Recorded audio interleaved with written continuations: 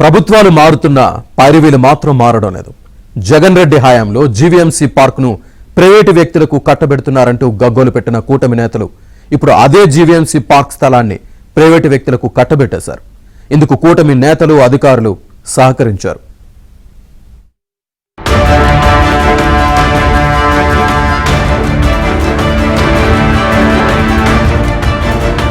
Private వ్యక్తులకు లబ్ధి చేకూర్చేందుకు వారి భూమి విలువ పెరిగేందుకు విశాఖపట్నంలో ఏకంగా జీవీఎంసీ పార్క్ స్థలాన్ని కట్టబెట్టేశారు. ఇందుకు కూటమి నేతలు అధికారులు సహకరించారు. జీవీఎంసీ జోన్ 2 6వ వార్డు పరిధి సర్వే నంబర్ 193/1P లోని 11.36 ఎకరాల్లో ఉడా అప్రూవ్డ్ లేఅవుట్ వేశారు. ఓపెన్ స్పేస్ కింద 1.02 ఎకరాల స్థలాన్ని కేటాయించారు. లేఅవుట్లోని అన్ని ప్లాట్లలో ప్రస్తుతం భవన నిర్మాణాలు జరిగిపోయాయి. ఓపెన్ స్పేస్ కింద కేటాయించిన 1.02 ఎకరాల్లో జీవీఎంసీ బటర్ఫ్లై థీమ్ పార్కు నిర్మించేందుకు 2021లో 1.92 కోట్ల రూపాయలు వెచ్చించింది.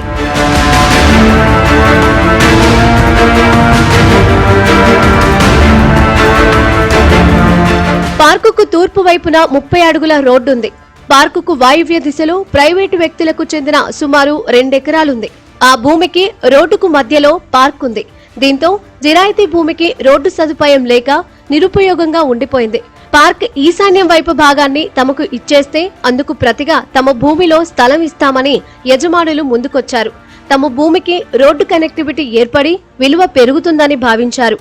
అనుకున్నదే తడుగా గత వైసీపీ ప్రభుత్వంలో మంత్రిగా పనిచేసిన నేతను ప్రసన్నం చేసుకుని జీవీఎంసీ పార్క్ స్థలం బదలాయింపు కోరుతూ ప్రభుత్వానికి పిల్లా లక్ష్మణ పాత్రుడు, పోతిన అప్పారావు అనే వ్యక్తుల పేరుతో దరఖాస్తు చేయించారు. 144 గజాల యొక్క సుమారు 5 కోట్ల రూపాయలు విలువైనటువంటి పార్కు స్థలాన్ని బదిలీ చేయడానికి సాక్షాత్తు మా యొక్క కూటమిలో ఉన్నటువంటి ప్రభుత్వంలో ఉన్నటువంటి మంత్రి గారు సిఫార్సు చేశారని చెప్పి స్వయంగా మంత్రి గారి లెటర్ మీదే, మంత్రి నారాయణ గారి లెటర్ వేయడం మీదే ఆ యొక్క ఎంఐఎన్యూడీకి నోట్ ఫైల్ పెట్టడం, ఆ నోట్ ఫైల్ ఆధారంగా కౌన్సిల్ తీర్మానం కూడా అసలు కౌన్సిల్లోకి ఈ విషయాన్ని తీసుకురాకుండా డైరెక్ట్గా రాష్ట్ర ప్రభుత్వం ఎంఐఎన్యూడీ ఒక మెమోని జారీ చేసేసి ఒక కమిటీని ఏర్పాటు చేసి ఆ కమిటీ రిపోర్ట్ ఆధారంగా ఇటువంటి ప్రైవేట్ స్థలానికి పార్కు స్థలాన్ని బదిలీ చేయడానికి ఆమోదిస్తూ కౌన్సిల్ యొక్క సభ్యుల యొక్క ఆమోదం లేకుండా జీవీఎంసీలోని పార్కు స్థలాన్ని ఏదైతే బదలాయించారో దీనిపైన పూర్తిగా వ్యతిరేకిస్తూ ఉన్నాం.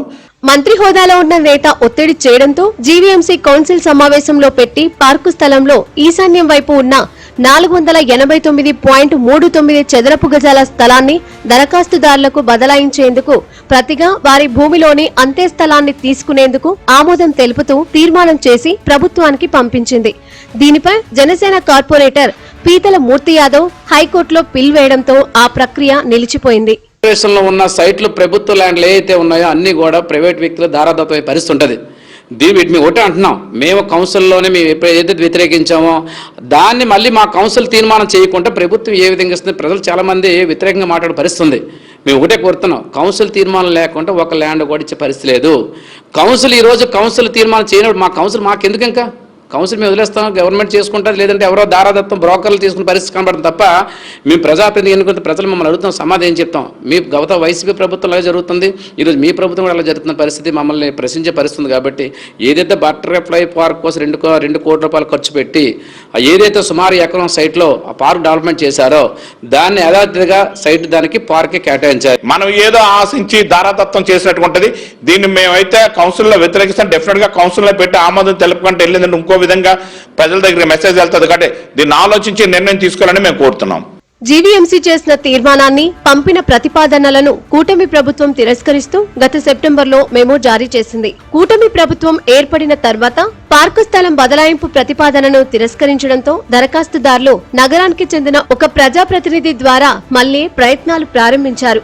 ఇరు వర్గాల మధ్య అవగాహన కుదరడంతో భూ బదలాయింపు పూర్తి చేయాలంటూ మంత్రిని ఆశ్రయించారు.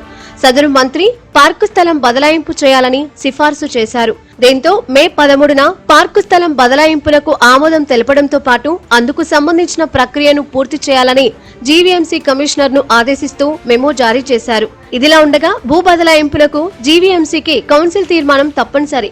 గతంలో కూడా అదే ప్రక్రియను అనుసరించారు. కానీ తాజాగా కౌన్సిల్ ఆమోదం లేకుండానే భూ బదలాయింపునకు ఆమోదించడం చర్చనీయాంశంగా మారింది. ఈ వ్యవహారంలో కోర్టులు చేతులు మారాయనే ఆరోపణలు వెల్లువెత్తుతున్నాయి.